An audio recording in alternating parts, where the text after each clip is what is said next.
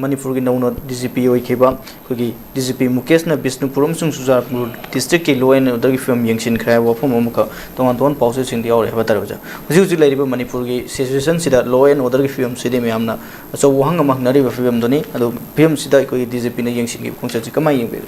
आई याम नुंगाइबा खुगी एकरना हे हंगबिरिबो को पाउसि रपदगी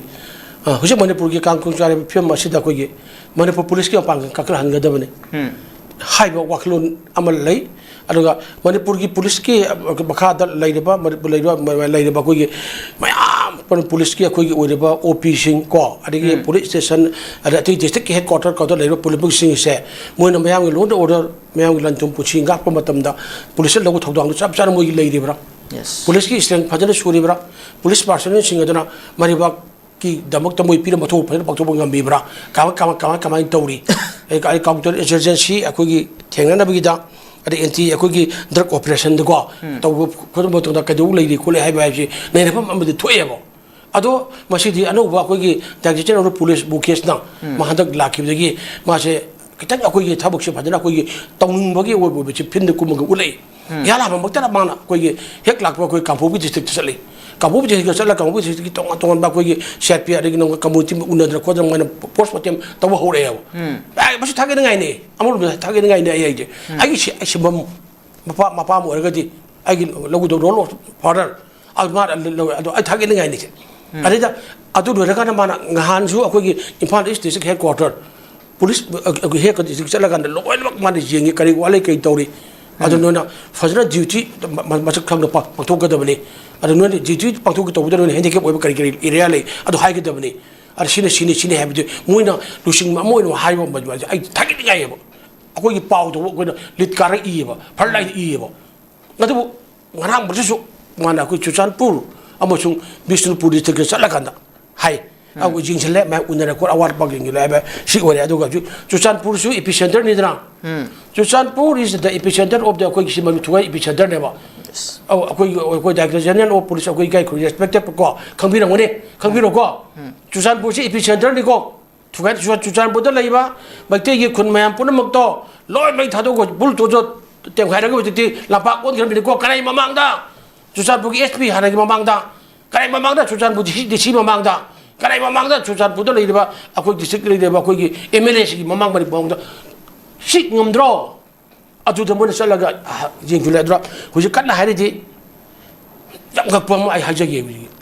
मणिपुर की ओरेब लान मरक अदु को मरक से कजोरे मणिपुर दे युने नमेट खुदिंगी WY हा बेथा मे फाइट टेबलेट अदु टेबलेट रुपा करोड़ के फारे कोट लाख की फारे कोर की फारे ये वो लुइरी मी मणिपुर की कोई ड्रग की उपाक ताउले रे पूरा जो ड्रग कोई कनु मैम ललु मैम नो लेरे बा फिया से लेरे को सिकरी नो बचे पूरा लगा ngakre drak la lon police person yaw me outro drak la lon ba phapura da police person yaw re drak pha ba chap da thang thila ha le ha chik pura lui da ba ka ba ne ba chwa ngak da ne ba ka ma ne ba ko yi je chik uri ba cham da DGP jam ai yam ta ne ne ra DGP ta ne to da bo moi hai counter insurgency amo su entry ko drug operation ji he na moi na thaw yaw ni hai bi su hai di ko e chumi yahum thoi yom thoga do akwai na police abo to public relation je kamai tau le si ta han si police asia jai police abo so public relation je kamai tau le ri hai masi hana masi akoi kai respected akoi DGP na hana check tok do ba police ka abo so public ka bai le no je phari bra police na magi mathuk chap chap tau ngam ibra aduga mani police ki award pa me am kai yingu ngarang ka na to gari khram akoi launch tau da sing da thari do masi ki police station ni loire पिफम थोप गाड़ी पीते लेफम थोप लेते police station ma'am कदू लेरी हा पुरा Louis रे बा अदुना छुमाइना कोई पुलिस ने लौगदब मिगी रोल मागी ngak chen लेबाक से लोन ऑर्डर मैम की पुलिस ललथुम ngakदब को पुलिस का कोई मैम अफो मरी लेनगदब मौसा पुलिस उरगा कोई फकाप लेनी की चेनबदो हा पुलिस ला दे सेफियर ने प्रोटेक्टर ने मोइ ला दे कोई स्कूल ने मोइ ला हाइरा अदो पुलिस ला दे कुछ चेन मत याव रे ना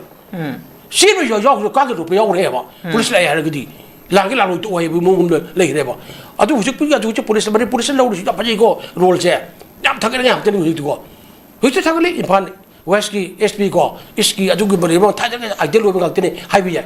adu mo te pi de bo ma thong mo ba bo du sap ta pak to ngam na ba mar la gang na India la ga ko no na man pulang to bi ba hai bi ne ba adu na DGP je Director General of Police ba ko thong ne